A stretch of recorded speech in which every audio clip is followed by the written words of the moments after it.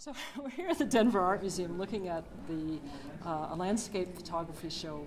More than 20 artists doing really crazy new things in photography. And we're here with photographer Todd Powell and landscape architect Matt Davis. This picture here, this photograph here, this one is focused on an object within that rather than the entire landscape itself.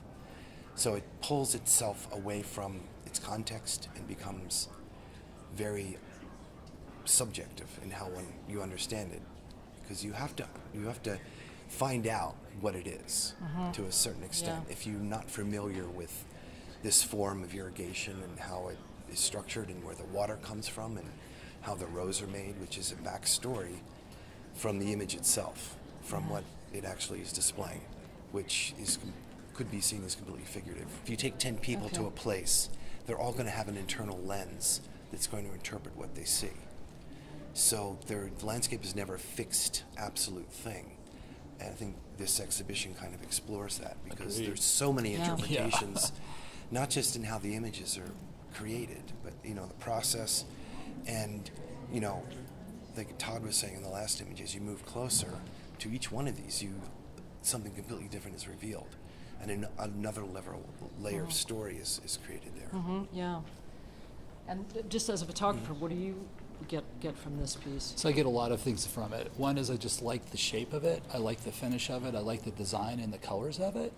And when I first looked at it, I wasn't entirely sure what it was, but as I got closer, I realized it was an irrigation circle. And I've always been drawn to them flying across the country or flying anywhere. For whatever reason, they just draw my attention. And this one is really kind of a little more extreme, because we're used to seeing them green and lush, and this one is like, it's crazy, especially when you get up close. It's like not all the way through.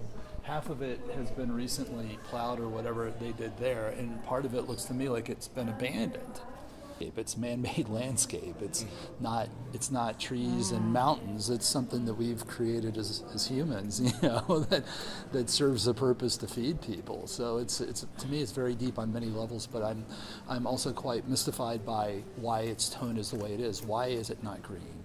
Why is it brown and ochre and copper colored? Is it toxic? I mean, it's kind of so to me it's a very intriguing piece. And what are these little folks? These folks, like, looks like a Monopoly house over there. So I'm guessing that's a house or a barn building, and clearly that's a road right there. Yeah. And so that to me defines, because when you're flying over the country, you see, and when you're driving on the road, you never see them. All you see is green, and when you're driving on the road, you see these things just like meadows and fields. But what I've learned and started to really realize recently is these things are round. It's interesting that when the straight down view onto the planet surface, this thing is very round, but when you see it from the ground, it's just like this kind of growing. But this one to me speaks to something went wrong. Yeah. I think it's emphasized also by the framing of it. It's almost square, even though the circle it's cut perfectly off within the square. But I think if you took the radius and kept going, it would go off the frame.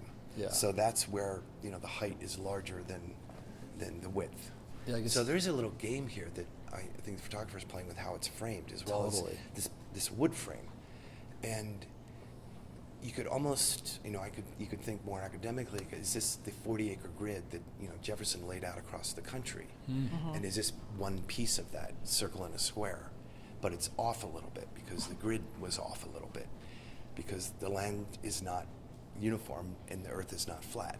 It's round. Study is the fact that it's like a pie. What's going on in the missing piece? Yeah, who took the slice? Compositionally, it's really strong, because you've got this almost, not even. It's like, it's really interesting compositionally, because you've got this half, the inner half of the circle, that's really fairly consistent, but then you've got varying tones on top and bottom, and then over here you got this disjointed thing with the piece missing.